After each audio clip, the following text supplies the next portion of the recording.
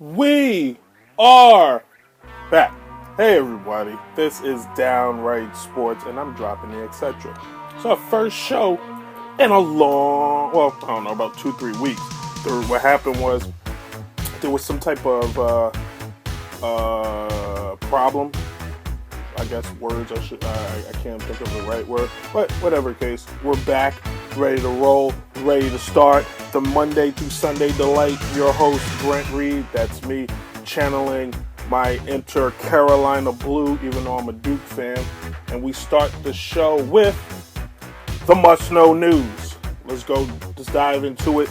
We start with Rookies of the Year in baseball. Chris Bryant of the Cubs and Carlos Correa of the Houston Astros both won the Rookies of the Year in baseball. Those two had very good years. Both their teams made the playoffs for the first time in, forever. Also, after a terrible game, the rumors swirling is still unsure. It was first reported earlier that Rob Ryan, the defensive coordinator of the New Orleans Saints, was fired. And he should be, because he's horrible. But Sean Payton, the head coach, said no, he's not fired. So it's a won't he, is he, ain't he, aren't you, be my baby. He still may have a job, so congratulations to him. And Peyton Manning was benched, and reports maybe he may not get the job back because he's old. So enough said. And then finally tonight, my boys, the Duke Blue Devils. I should have put my Duke shirt on. It's in the drawer. I don't know why I didn't do that. But the number 5 Duke Blue Devils take on number 2 Kentucky. This doesn't happen in college football. It happens in basketball. Juggernauts meet early in the year. Gripping. I'm watching. I'm all over it. When we return, focus topic. All right, let's go. Focus topic. The focus topic. Focus topic, for those of you, if this is the first time you watch the show, is where I just take a topic and I focus on it. And it's never it's not a headline story that's out right now or a story featured anywhere. It's something that I go out and do a half research assignment. My lips look very chapped. I do an assignment where I do my own homework and I dive into it a little bit, and it's most opinion, most research, blah blah blah. It's a combination of a lot. And today's focus topic is sports players and their finances. And I've never been a professional athlete, but I'm a guy that's broke and can't manage my little finances. And the first question everybody always asks is, how does this guy go broke? How does a guy that got a $100 million contract be broke? Well, because, if I gave you $100 million and you never had $100 million before, you may be broke too if you don't know what you're doing. Now, to start off slow, last night I was talking to a guy and we got into a debate, an argument. And he I was telling him that, lifestyles, and if I had this amount, and he's telling me, if I got it, because I pulled myself up by my bootstraps. I'm like, good for you, buddy, good for you, but you're 1% of those people that have that happen. In the real world, the world I live in, people don't manage money. And then he goes, well, it's economics. Nobody understands economics. No, nobody understands economics. He doesn't understand economics. He thinks things happen on paper, where I know things happen in reality. I could be wrong too. Maybe I'm the wrong one. I'm a bigger person to admit that, but realistically, I'm probably not. If you want to know the truth, I'm probably 9 times out of 10, I'm probably right. But don't know why I just picked up this bat. In any case, let's focus on it. All right, so everybody wants to know why players go broke. Why? What was the concept behind it? They make so much money. They do. They do in the scheme of things compared to people that work, minimum wage jobs. And it's something sick. Let's start with the NBA. And we're going to move quick, but look at the NBA. $24.7 million is what an NBA player makes in their career. All right? $5.2 million for 4.8 years. So that's what they make they average about $5.2 million a year, and that's with a 4-year career. So they come out you're making a lot. And it's $18 million more than the NFL players, believe it or not. But everybody goes, well, why do they, how can you go broke? Well, let's do the math. You get drafted. I drafted you, number 1 draft pick. You come from nothing. Now all of a sudden, you're expected to pretty much be the breadwinner of your family. So you got to take care of this one. You got to take care of that one. You got to put up money for this one. You got to put up money for that one. And pretty soon, you're broke, because if you're buying yourself expensive things and everybody else expensive things, it's hard to hold on to that. And it's something like the statistic, and I didn't find it for baseball, because I guess baseball players they got guaranteed contracts and a little better pension plan, so they stay ahead a lot better. But 60% of NBA players go bankrupt. That's an alarming number. And 78% of NFL players go broke. Let me back that up. 78%, 60%, that's more than 50 kids. That is a ridiculous amount of money. Ridiculous amount of people. Numbers. And some of the reasons I came up with: family, bad business ventures, spending too much, spending on homes, jewelry, cars, buying off, paying off things like child support or a paternity test or settlement suits. I understand these sports are businesses, and it's not the CEOs and the owners and GMs' jobs to help these guys protect themselves and their money, but somebody in the players' unions, because each of these leagues have unions, somebody should in the union go, you know what, we should not just give these guys classes, because half of these guys didn't pay attention when they were in college. So let's assign these guys responsible people so these guys aren't broke, because this is kind of sad. Now, their broke is different than our broke, but still, this is really sad. And for me, it's sad because most of these guys are black guys.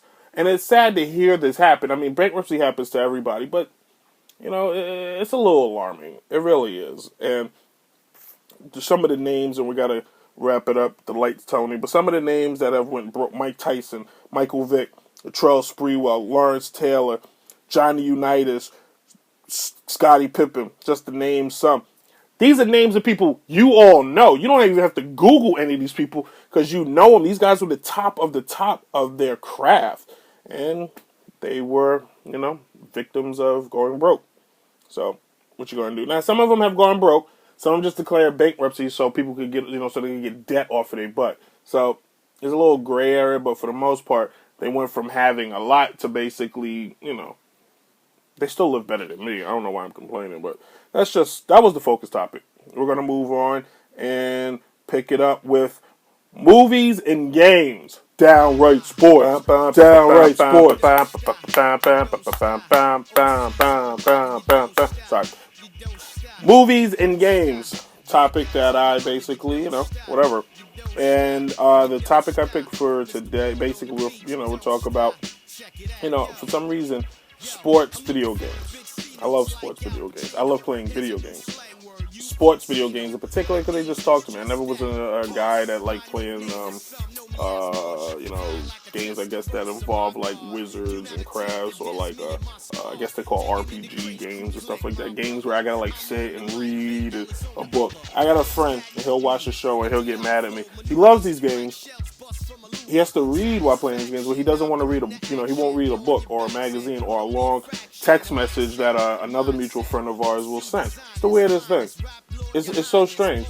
I don't get it. But to each to his own. And he'll comment to me about it or punch me in the mouth. But look at some sports games. You look at Madden. You look at 2K. You can include the WWE wrestling game, NHL. And they're fun, and to my opinion, years ago they were more, they were more fun, they were more interactive. Now 2K has brought back a lot of stuff that's cool if you like franchise modes, because now they let you reassign the team, or create uniforms, or build a new stadium. That's what used to make Madden cool before, and then all of a sudden everybody moved on to online play. Everything's got to be online play, brother. And I'm just like, everybody doesn't have high-speed internet everywhere. Nor does everybody want to play online, And I think it's weird that everything is geared to online, because it's taken away. Like, alright, so me and my friends like to get the games and play them. We play them in the same vicinity. Like, we go to my friend's man cave, and we get a game, we play it, whether it's Call of Duty or whatever, and we like to do it, next to each other so we can have the, experience and reaction. Now, I mean, I guess you can have that reaction online too with the headset, but it's not genuine. Oh, did you see it? Oh, I saw it. Oh.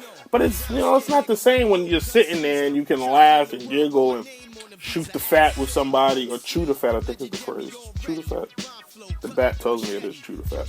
So, I think I'm going to make the bat my co-host. It won't speak, but I'm going to find a way for it to be. I don't want it to sit on my lap because that'll be a weird co-host. But I'm going to have, from now on, next episode, the bat will be my co-host. It has multiple names. But that's what it, and then, Madden used to have that ability to go on and franchise mode, create and relocate, and they kind of changed it because you don't even get to design the stadium no more. They do it, but they design the stadium themselves instead of you designing. Like, you put your two pieces in and then they do something else. It's, bring back the fun. Let people use their imagination. And that's what certain games have taken away. They've taken away the aspect. They just made it where everything's there. And kids don't get to use their imagination. I'm getting a phone call right now from TJ. Hold on one second. Dog, you're calling in the middle of my show. Huh? Hold on. I can't hear you. Can you hear me? Yeah, I said, what you doing, jacking off? No, I told you. Call me in the middle of the show. Oh, my God. I'm filming right now. Say hello. Hello, cameras. Hello, people. This is DJ Chase, tuning in from New York City, calling in to Downright Sports Entertainment. My man Nick Beam, a.k.a. Brent Reed, is going to give it up to y'all one time for your mind. I might make a guest appearance. Yes. Okay, that'll work. I'll hit you back. All right. Never before done. Anyway, well, the clock is ticking. We'll get to that point. We'll finish it up. I mean, this is a rant. And from now on, when I rant, there's going to be a big thing in the corner that just says rant. Because I just want my games to give me what I want. I want the ability to cut and sign when I want. I want the ability to move a franchise if I want. I want the ability to, when I create a character, I want in depth. I want all the cool latest things. I don't want to be limited. In the 2K basketball game, I can't wear goggles, but Amari Stoudemire gets to wear goggles. It's not fair. I want it all. I want the Kobe mask, all of that. Whatever. Right, Downright Sports, Brent Reed. Last week, something horrific and horrible happened. There were these attacks in Paris, and I'm not going to dive into where they were and things like that, but I send my condolences out to those people, and God bless all those people that were victims in just the city of Paris. Despite your feelings towards a country or a nation, still wrong. And the people that are responsible, and I guess now we all know it's ISIS, they're cowards. And if they see this, I want them to know that, because they are cowards. And the fact that they use a religion, a peaceful religion, a religion that in the past, taught peace or speaks of peace, the Islamic religion, I know, Muslim people, and they're not like this. And these guys that use that for their excuse to do the things they do are wrong. And they will be dealt with, whether in this life or in the next one. So, yeah, it's, there's no humor behind it. It's wrong. It is. And is war the answer? I'm not that person to judge, but they should. It's hard because killing is wrong, whether how you like it or not, but these guys, they deserve all the wrong, terrible things that happen to them, because it's just wrong. What makes terrorism wrong, or what makes terrorism just so heinous, they don't attack soldiers or attack people in the military. They attack innocent people, and that's cowardly. You attack people that can't fight you back. So I would like to see them attack an army and see how they handle up, see how their military strategy is there, because it wouldn't work out. This is Downright Sports with Brent Reed. We'll be back next week. Hopefully everything works out. I appreciate you guys watching. It's the best unwatched show ever. I'm canning that phrase until it picks up. The best unwatched show ever. That's right. That's right. See ya. Can't turn it off.